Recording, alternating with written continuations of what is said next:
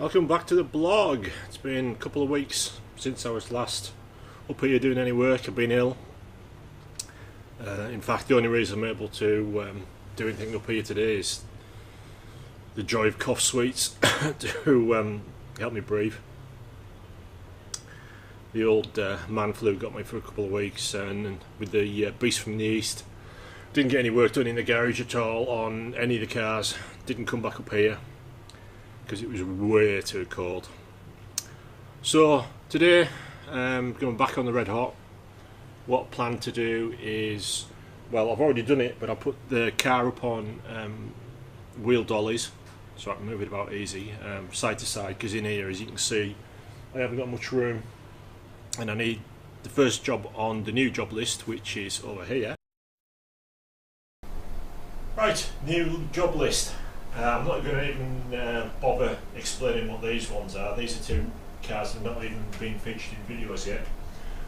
Austin, which is the green one that I put the air filter on last time, that just needs a pre-MOT, a bit of a clean. I've already done the part of that, which is the clean, and put the cover on. It needs a proper polish. Now if we look at the red hot, which is the topic of today's video, it's not easy to read, but we're starting off. We need some more brake bleeding. It says there's a leak at the offside front, which I can't actually remember, probably because this list was written about 4 years ago. Sort out the wiring issue, which is part done. Well, I think I'm going to redo a lot of that wiring. Dashboard, the bit in front of the driver's view, you know, that central piece, that needs properly securing. The tracking needs redoing. We need to look at the rear shock spherical bearings at the bottom, which is going to be today's job. Bulkhead wiring for the blank plate carbon fibre. Oh, that's where the wires go through. There's a little blanking plate that I've made, and it's somewhere safe. Needs more of a dyno tune. It's had a tune on an inertial dyno.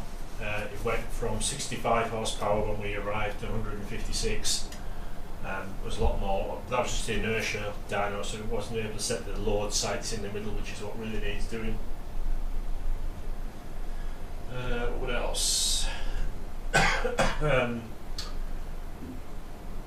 Passenger side mirror is loose, and that needs tightening up through the glass or the perspex. I'm not sure if I've already cut a hole in the perspex on that side, so I can get at the fasteners of the mirror.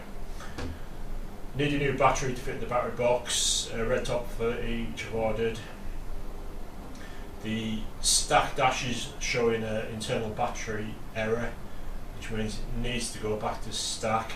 Although I have read that you can do it yourself. It would invalidate any warranty, but it's a second-hand one anyway, so I might just try it just to see if it's an easy thing to do.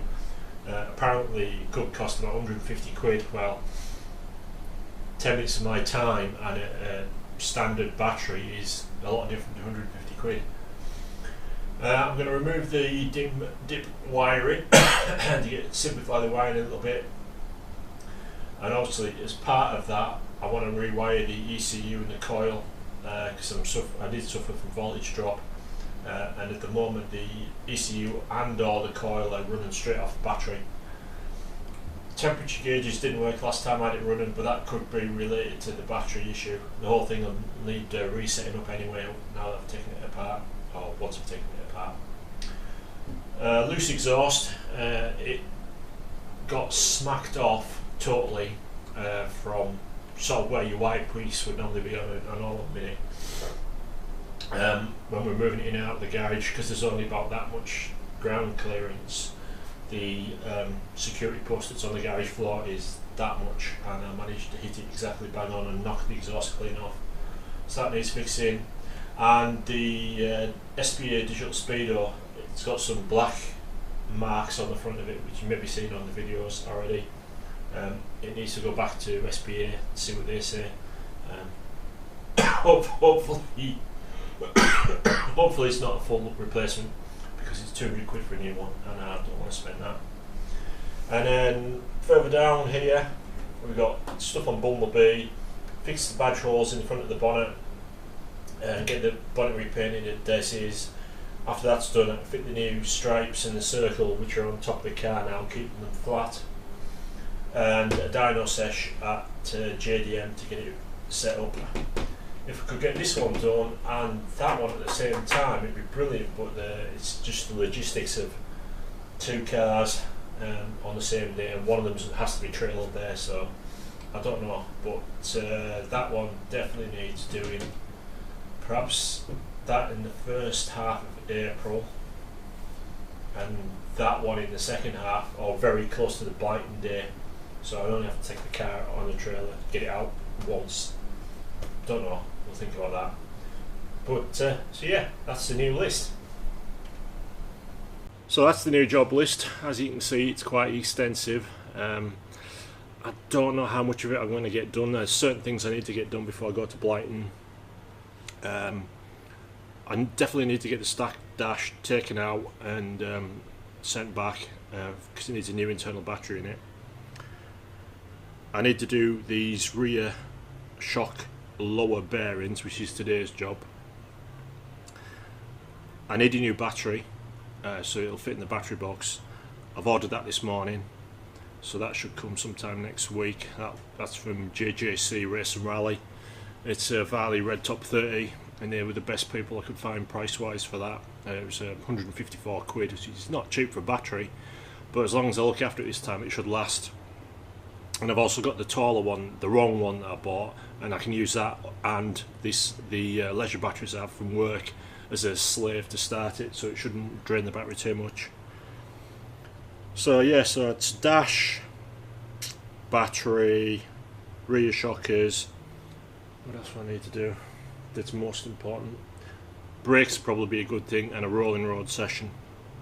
Bumblebee needs a rolling road session as well. Whether I can try and get the two booked in at the same time, I'm not entirely sure, but we'll have to see how that goes.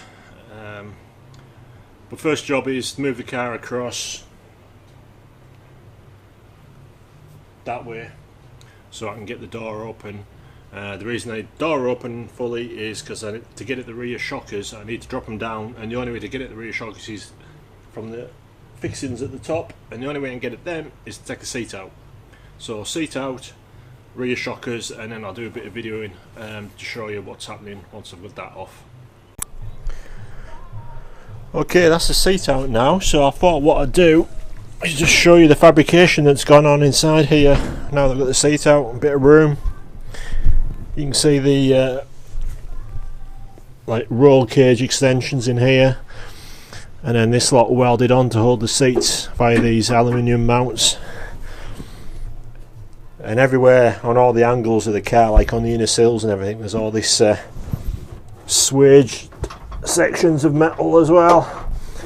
Yeah, so inside the swaged metalwork, this cage goes across the back, and it merges, is joined into these sections here, which hold the seats on there.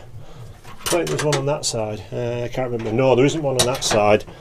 On the other side, it's just got some L-shaped brackets coming off the tunnel, and then along and then back down onto the floor with some strengthening plates that I've put in. Doesn't matter about the passenger anyway, does it? And in here again on this side you can see the seat rail there, and then the lower door sill bar here, and the smudged metalwork going down to the floor. And then obviously you got your twin door bars. I'll point that up. There's your door bars, and the main hoop, which is some ridiculous size. I don't know what size that is. Quite big anyway. And then obviously these bits going up to the back, and that's where I need to get at, up in that back corner. If you can just see it there, I'll just try and move that out of the way. That that bolt, nut and bolt there, is what I'm trying to undo, so I can drop the rear coilovers down so I can get at the lower mounting nut. But as you can see, there's lots of fabrication inside here, it was all obviously done when I bought it. I just had to rub it all down and repaint it. Rear arches are totally bespoke as well. They're not your standard arch at all. So yeah, lots of fabrication, lots of metal work and nooks and crannies, which is why it took me so long to paint it. I had to paint the inside because obviously there was going to be so much wasted paint trying to get around all the bits of cage. It was cheaper for me to do it myself.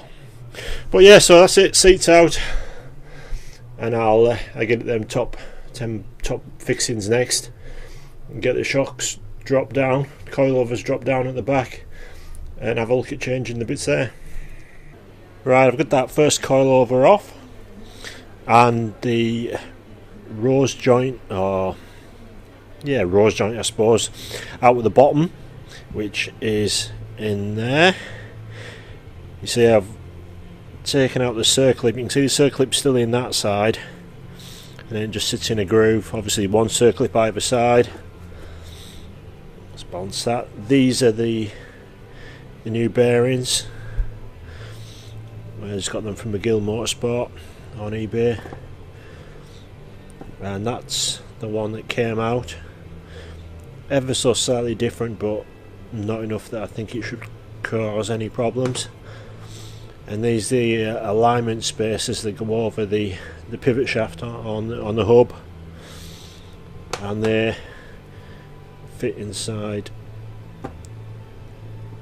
there like so, because I think that's 1/2 inch or something like that, and that's obviously less, or vice versa. But yeah, that's the misalignment spaces that take it up from that size to the same size as the output pin, the pin on the hub.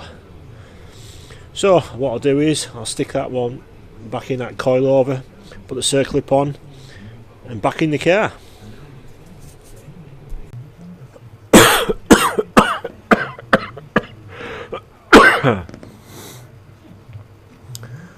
Right, that's it back together, but it's left more questions than answers, I'm afraid. The movement is still there when you're moving the shocker, and when it's all connected and you're moving the radius arm and the wheel up, and you can feel a bit of movement, and it appears to be in the top mounting.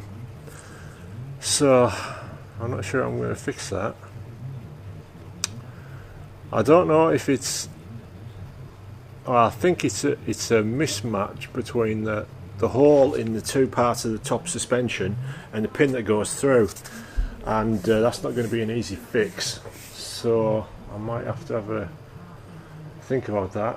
I might even just leave it for now. I'm not going to take off the passenger side, because that's obviously changing that bottom spherical bearing has no influence on it.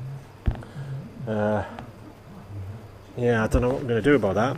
I did find on this side, the driver's side, that the adjusting for the handbrake, the little nut that you turn in to push the shoes out towards the drum, was way off. So that wouldn't have helped with the braking balance that I had last time. Also, I need to get one of the screws that holds the rear drum in, because it's not properly located. So I need to do that. And what else did I find? Well, that was it really. There is a bracket on the back of there for the speed sensor and the speedo sensor, because it's two separate things. It's like launch control and speed sensor, and it's broken. It's just a piece of carbon fibre. I know when I did the last track day, it was vibrating too much, and the sensor was catching on the bolts that I had in the back edge of the drum, and it was catching and vibrated itself to bits and rip wires and totally destroy itself. So I took all that off, but the bracket's still on there, but it's damaged, so it's going to need replacing with a bit of suitable alloy or something like that. And I think I might put a couple of the screws back onto the drum for it to sense off. I think it only needs two, possibly one or two. So all I need to do is put an even distance. Maybe if it's like 1, 2, 3 or something like that, depending on how I've got them spaced out and how they turn out opposite each other. So that's another job to go on the list. But for now, it's back together, and probably going to tidy up and call it a day at that. I'll be back again tomorrow. I need to clean the inside now that I've got the opportunity to actually get in the back. Normally you can't reach into the back at all, so I'll give the back a clean out before I see about putting the seat there back in. But yeah, it was interesting, but leaves me with more questions than answers, and I've got more work now, bits to buy and more bits to fit.